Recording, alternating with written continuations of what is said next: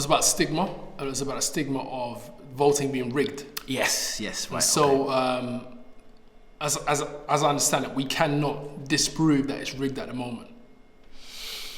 We cannot disprove that. We are relying on a certain element of trust because we don't know every single stage. You know, nobody who's watching the people that's watching the people that's watching the people that's watching the people. And like, if you look at like a system like cryptocurrency, we've got that system where we can see things and numbers are not identified. Like a public ledger. Yeah, we don't have gives that. you that. Yeah, we don't have that. So let's say, okay, so just to address that before we move on. So in terms of that though, all right, so I'm not going to say, yeah, it's an absolute guarantee. We've never had a rigged vote. Nothing like that has ever happened. What I will say though is a couple of things. I will say that, listen, it's in the vested interests of everyone who's in the political system to make sure that they actually have a chance of winning votes. Yeah, a rigged system denies that, because if it means that because you can't have a rigged system where everybody's got the keys. Right? If you've got a rigged system, someone's got to have the keys so that they make sure it's rigged in their favour. Right? If everybody can rig it, then it's not really a rigged system. It's just it's hard to even describe what that would be. Right? So there are policies and procedures around how the vote count works. I'm not going to even pretend for a second to be able to tell you what they are. I'm pretty sure somebody in the YouTube comments would. I'm pretty certain someone in the comments is going to educate please us do, on and this. send some links and send something, you know, Please. a few different things that we can check it out and help educate both everybody us can and be the rest informed. of the audience. You know? So it's really about being informed, isn't it? It's really very much about being informed. So if you take, what I was going to say really is, if you take that stance automatically, it's a rigged system without even so much as having. If I then turn to you and say, okay, how do you know that? And you say, it's obvious, man. Government, innit? The government. Already, I've lost respect for you. It's not an argument we can have. Yeah. All right, so let's go back into some of the, some more stigmas. And I'm going to read what I have here, which was taken from, I believe, just after 2017 elections, they looked at the turnout of age. So a big thing is young people don't vote. And the percentage of young people that can vote, if they did vote, they would sway it either way. This is a big conversation going on right now. I see a lot of people, celebrities, really pushing to try and get the young vote in there to change the system. So what we've got here is 18 to 19-year-olds, we have 43% did not vote. So obviously you can vote from the age of 18. So 43%, that is a lot. That is a lot. That's a lot. 20 to 24-year-olds, 41% did not vote. 25 to 29, 36 did not vote. Here's quite interesting. 30 to 39, 39% did not vote. So it's gone back up. And then as the ages go up, the votes go down. The not voting goes down. So more people are voting as Yeah, so 70 plus, you've got only 16% who do not vote. That's 17 plus. Right, okay. So we can see from these statistics, at least from a couple of years back, who's really voting. Yeah. From statistics. This is taken from yougov.co.uk. But I'm sure, a couple other websites are going to verify that. So this may not be a stigma. This may be a fact. What may be of effect? That young people don't come out in the numbers and they could sway. I think that's very, very real. I think like anything else, here's a problem with politics, right? For the most part, it sounds very boring. It takes you getting to a certain point in your life where one of a couple of things happens. Either you have stuff going in your life which coincides with things that are in the headlines that become relevant to you. So for example, just off the top, if you're a new parent, okay, and you exist at a certain level on the socioeconomic index, right? You know, mid to lowish, right? And there's a new policy that a given party wants to bring along where you're going to get tax credits, right? So that's a real thing. That's come along, that's came in, right?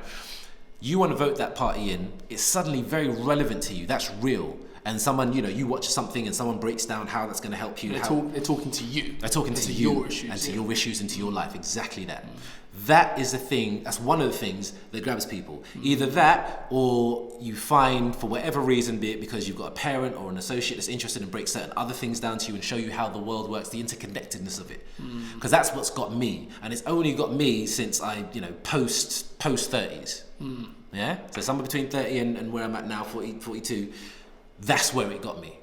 Okay, that's where it became interesting. Where I started to see how all the hidden levers work, how this leads to this, leads to that, leads to this, all around the world, and how this, all the dominoes are knocked down. That's what became fascinating to me. Right. So if you don't see that side of it, and if it doesn't speak directly to you, or at least you don't see where it speaks directly to you, it's really, really boring. That's right. And also, let's be real.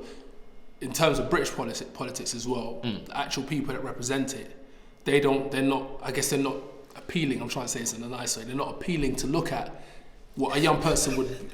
Did I just say that? Ladies and gentlemen, it's real conversations. What I'm trying to say is the age that they are, where they're at, the House of Commons, dressed in it, and they're kind of like behaving like children, screaming at each other.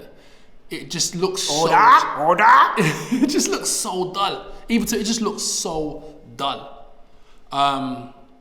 Because what most people, let me not speak for most people, what a lot of people in my circle see is a bunch of rich, well-off people arguing about what's going to happen to the people below them on the socio-economic ladder.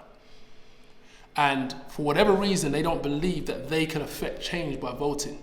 Some of them anyway, All right, so that's the age taken care of, and that leads me nicely into class. Class is in what the system called working class, middle class, lower middle class, upper middle class. Sorry, just before you move forward off of the age thing, we've kind of suggested it, but I just want to say explicitly, young people, please get with the voting. The vote, go on, or is this something you want to come to? No, but I need to say, I don't think that works. I think young people have to get some level of education, some level of political literacy to be able to effectively vote. So that's missing out big, because if you say that, most people will just go out and vote for what their parents or whoever tell them. That's not Is untrue. that what we want, or do you want people to be informed and voting for the world they want? Because essentially, they're going to be the next ones running the world. Yeah, you know what? You're not wrong. In fact, to be honest, I stand corrected. You're absolutely right. In terms of what you need that political education first of all. And so what we need, keep going. What we need to, what's happening anyway, is go to where they are, the channels that they are, and to convey that message in a very palatable way for them, to get them interested and engaged, and to get them to know that actually, what do you want? Do you want free university education? Now that's only going to, unfortunately, really affect a small percentage of young people that are interested in that now. But whatever it is they want, try to find a way to talk to that and bring them into the world. I would agree. So if any politicians out there want to have some consultation services from me, you just talk to me in the comments. We could do this. You know what Absolutely. I mean? My prices are reasonable. Do you want to give them your sort of marketing website? And I'm not corrupt. Oh, that's digital marketing. That's something different. I said, okay, more than fair. So when we say politics, we mean somebody who is assigned to carry out the policies that you want in a particular, whatever it may be. So if you've got a class prefect that speaks on behalf of your class, and that hopefully you have voted that person in, that person should be listening to what you want, and they should be able to bring that to a hierarchy that gets that, a longer lunchtime, a longer break, whatever it may be. And that's on a granular level. And so am I right? Oh yeah. And so we're now looking on a national level and an international level, or more national level.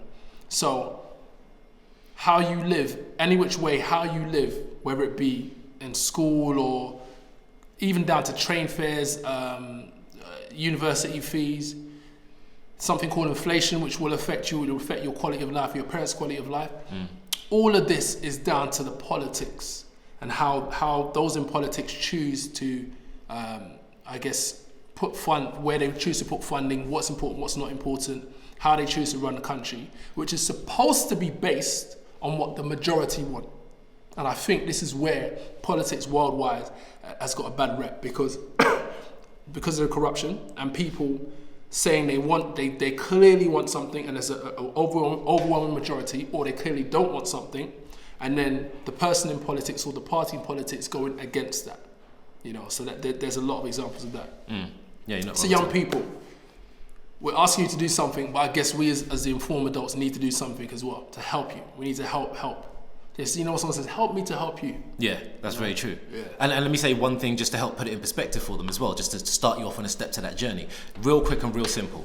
Politics is a breakdown. If you're one of the people who looks at it and just like, oh, politics is just nonsense. That's like Andrew Marr on BBC Two talking about some stuff. That's, as you said before, a bunch of grown-ass, grey-haired, rich individuals sitting in a House of Commons arguing and debating. Strange dude shouting, order, order, every 55 seconds. I'll tell you what politics really is. Let's make it really, really, really simple for you. Moving money, setting laws, or repealing laws. If you look at it like that, everything can change for you. Because every priority you have, let's say you're someone who's really sympathetic to the plight of people starving somewhere in the world, or you're really sensitive to the plight of women in India who are part of the underclass and who are, almost casually abused by some men. Some women, some men, some areas, whatever. Whatever your particular interest is, it's all about saying, how do I get this country that I live in and the international community to look at that and make that a priority, to put pressure on certain nations to then look into their own affairs and change certain things for human rights conditions. Whatever it might be, politics is your way through. Let's move on. Hi, you're watching a clip from a longer episode of The Realversation. If you enjoyed it, please like and don't forget to share so you can bring your friends in on the conversation. Also, don't forget to check out the full-length episodes at our channel on YouTube and get involved in the dialogue by commenting down below or by tweeting us at Realversation. Hope I'll see you guys soon. Peace out.